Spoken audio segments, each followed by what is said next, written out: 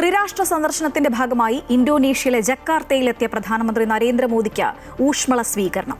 യുദ്ധവിമാനങ്ങളുടെ അകമ്പടിയോടെയാണ് മോദിയെ സ്വീകരിച്ചത്. ഇന്തോനേഷ്യയ്ക്ക് പുറമെ ഓസ്ട്രേലിയയും ന്യൂസിലാൻഡും മോദി സന്ദർശിക്കും. വികസന സാമ്പത്തിക മേഖലകളിൽ സഹകരണം ശക്തിപ്പെടുത്താനും യുവജനങ്ങൾക്ക് കൂടുതൽ അവസരം ലഭിക്കുന്നതിനും ചർച്ചയുണ്ടാകുമെന്ന് യാത്രയ്ക്ക് മുൻപ് നരേന്ദ്രമോദി എക്സിൽ കുറിച്ചു.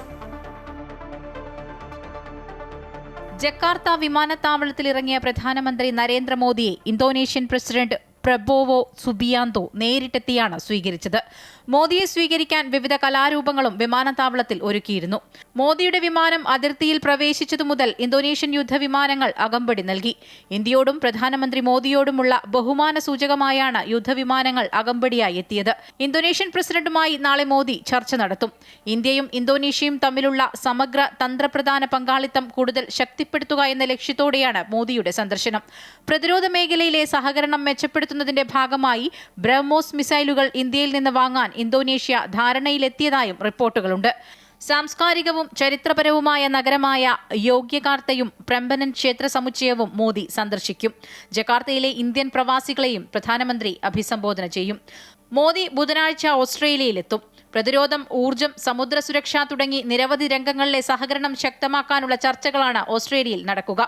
വ്യാപാര, സാമ്പത്തിക, സാങ്കേതിക രംഗങ്ങളിൽ യോജിച്ചു നീങ്ങുന്നതിനുള്ള ചർച്ചകളും ഉണ്ടാകും. ഉഭയകക്ഷി ബന്ധം മെച്ചപ്പെടുത്തുക എന്നതോടൊപ്പം ഇന്തോ പസഫിക് മേഖലയിലെ സ്വാധീനം, സമുദ്ര സുരക്ഷ, വിതരണ ശൃംഖലകളുടെ സുരക്ഷ എന്നിവയുമായി ബന്ധപ്പെട്ട് മോദിയുടെ സന്ദർശനം നിർണായകമാകും. മെൽബൺ ക്രിക്കറ്റ് ഗ്രൗണ്ടിൽ പ്രധാനമന്ത്രി നരേന്ദ്രമോദിയും ഓസ്ട്രേലിയൻ പ്രധാനമന്ത്രി ആന്റണി ആൽബനീസും ഒന്നിച്ച് ക്രിക്കറ്റ് താരങ്ങളുമായി കൂടിക്കാഴ്ച നടത്തും. ഓസ്ട്രേലിയയിൽ വിദ്യാർത്ഥി വിസയ്ക്കുള്ള കാലതാമസം ഉൾപ്പെടെയുള്ള വിഷയങ്ങൾ സന്ദർശനവേളയിൽ ചർച്ചയാകും. ന്യൂസിലാൻഡിലെത്തുന്ന നരേന്ദ്രമോദി ഇന്ത്യ ന്യൂസിലാൻഡ് വ്യാപാര കരാർ ഒപ്പുവെച്ച ശേഷമാകും സാഹചര്യം വിലയിരുത്തുക.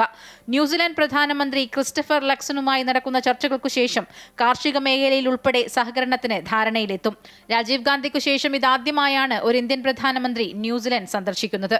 News desk, Amrita news.